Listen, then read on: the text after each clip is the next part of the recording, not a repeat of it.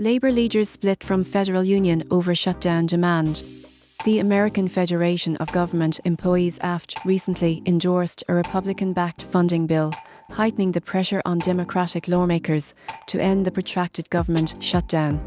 In contrast, a coalition of major labour unions, including the Service Employees International Union (SAO Local 32BJ) and the AFL-CIO, publicly rejected AFT's stance, reaffirming their commitment to the democratic strategy that prioritises extending Affordable Care Act subsidies and safeguarding workers' wages.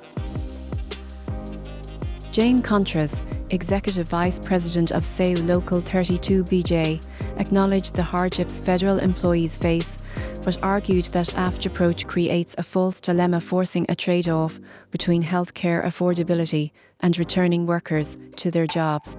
Contras emphasised that 2,400 federal contractors under SAO umbrella, such as security personnel and food service staff, risk missing back pay if the shutdown persists, and urged Democratic leaders to stand firm.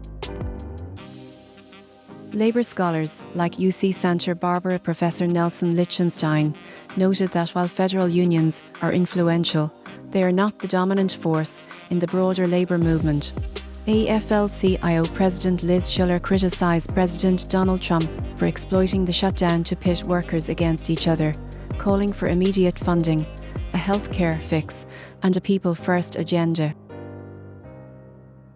Transportation Secretary Sean Duffy placed blame on Democrats, warning that workers cannot endure more than one missed paycheck.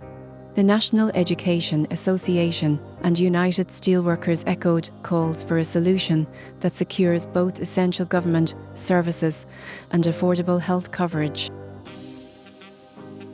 AFT President Everett Kelly pushed for a clean, continuing resolution, mirroring Republican demands that avoid negotiating on health care issues until after a vote to reopen the government. Teamsters President Sean O'Brien also supported a clean resolution, insisting that workers should not be caught in partisan battles.